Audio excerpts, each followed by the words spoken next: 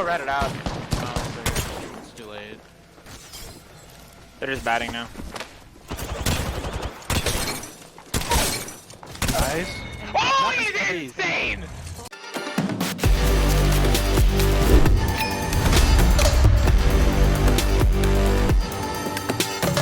With Season 6 of Apex Legends, I feel like the Legend meta has been somewhat more balanced than in past seasons.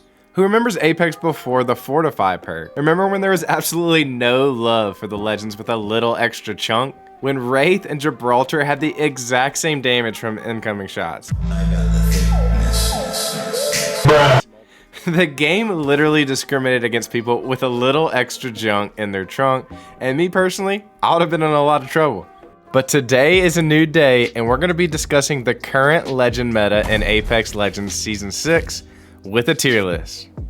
Also, recently the rank split changed from World's Edge to Kings Canyon, and this tier list is going to help you to decide which legend will be right for you and your team in order to dominate your games. This tier list will help you to understand the game a bit more, and I will make sure to give quick and concise reasonings behind my placements for each legend. So guys, make sure before we get started here, comment down below which legends you think are S tier. Who do you think are the absolute best legends in the game? And let's see if our opinions match up. Today, I'm going to be rating all the legends from D tier, which is the lowest of the lows, to S tier, which is those god tier legends that you want on your team, especially in those sweaty pred lobbies. So guys, I'm fired up to bring you my Apex Legends tier list, and you know what? Let's get right into it. First off, we have 2 legends in the D tier, and the 2 legends in this category are Loba and Octane. First off with Loba, I remember when Loba came on the scene, everyone and their mother was so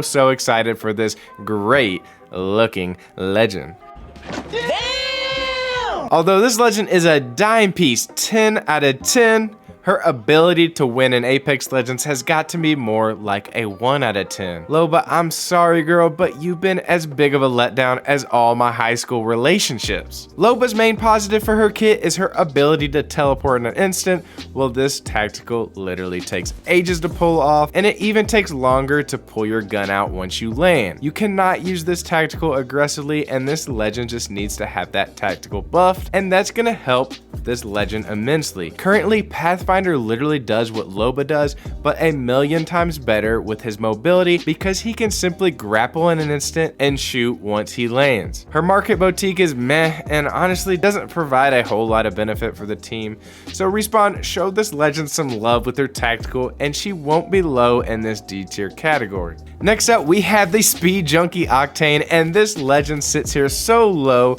on the tier list because he literally provides hardly any benefit to the team. Despite being fast as you know what, Octane does give a jump pad, but that isn't super helpful to the squad with repositioning, and you're still a pretty easy target when you're using that jump pad. I will say Octane is super fun to play with his speed increase, but it also lowers his health, which just seems straight up bad. Come on, Respawn, help the Speed Junkie out. I'm telling you, give this man sleight of hand with reloads and faster weapon swaps, and that is going to help make Octane a better legend. Next up, we have the C tier list, and we have Rampart, Mirage, and Watson. Rampart was the newly added legend this season, and she definitely is a good addition to the game because she fulfills that offensive yet defensive role. It's almost like Watson is kind of 100% defense. Caustic can sort of be half defensive, half offensive with his traps, and then Rampart can kind of be that setup attacking defensive legend. The only problem is her turret leaves you as a sitting target, and her amp covers are shot down instantly if you shoot them while they're building. She's just okay right now in my book. After Rampart, we have Mirage, and I kind of just feel like Mirage will always be that middle of the road legend. You can only make a clone so good. You know, the best players will hardly ever get bamboozled, so this legend just doesn't provide that much for the squad in those higher ranked lobbies. Although he does go invisible while he's reviving, there still are better options like Lifeline's revive, and I just don't think Mirage can get out of this tier. After Mirage, we have Watson, which is quite a surprise because this legend is pretty useful in the competitive scene, but here in public matches and even ranked, I do find that there are some other legends that you can abuse to help you to win more games and gain more RP. Her trophy system now has a timer linked to its duration. Her traps are not really as effective as Caustic's, and she also has low profile without any maneuverability. She's really dropped off for me because legends like Crypto can totally counter her whole setup. I just feel like you would rather have other legends on your team in this ranked split. After the C tier, we have our B tier legends, which are Bangalore, Crypto, and Caustic. Bangalore did get a buff with the cooldown of her ultimate ability this season, but the ultimate takes forever to actually damage enemies. I swear, when you throw Bangalore's ultimate, it literally sits there, does nothing. Your enemy could literally go AFK for 15 minutes, go upstairs, grab a Mountain Dew from the fridge, come back and still dodge this ultimate ability that barely even does any damage. Another main reason why I have Bangalore so low on this list this season is simply due to Bloodhound. Bloodhound is a hard counter to Bangalore, and this season seems to be the season for Bloodhound. The fact that every team practically uses a Bloodhound really makes Bangalore smokes useless, and there are far better legends to pick this season to help with the squad. So what do you guys think? Do you think that they should rework Bangalore? And if you think they should, comment down below. How should they fix Bangalore? Next up, Crypto has a nice buff this season with the ability to scan beacons instantly and revive teammates with his drone, but his ultimate now slows down teammates. His drone also can be shot out, unlike Bloodhound scan, and this legend is literally plain as vanilla ice cream without the ability to use his drone. Crypto has a place in ranked, and with certain players, Crypto takes so much intelligence and skill to use, and for that reason, I'm gonna sort of put him in this B category. Like I've said, some people are so good with Crypto, especially in competitive play. He is just such a hard legend to master, but I find far too many people playing on that little Game Boy that he has, that little Rubik's Cube, and they do not provide a benefit to the team. Next up, we have Mr. Stinky Gas Man himself. We have Caustic, and his gas covers the area, causes massive damage as people walk in the vicinity, and it kind of reminds me of the stench after eating a Chipotle burrito for dinner. But anyway, Caustic is very viable in certain scenarios and in certain situations, and is literally impossible to push and close corridors. This man literally owns Bunker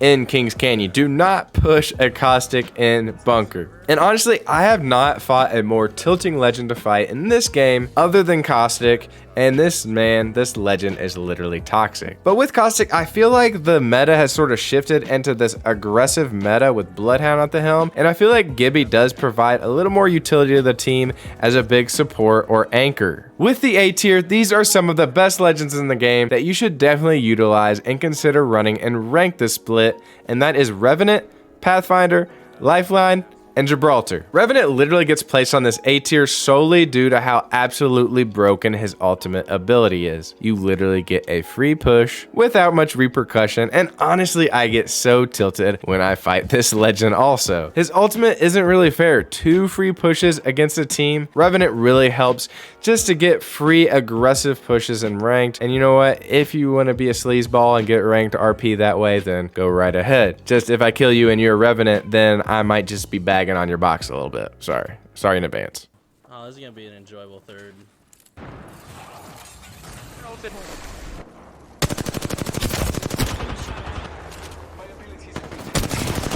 You're in general.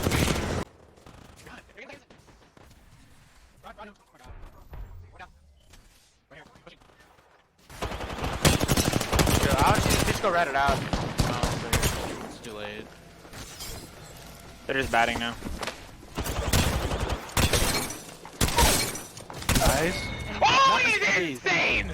She's pushing left, pushing left.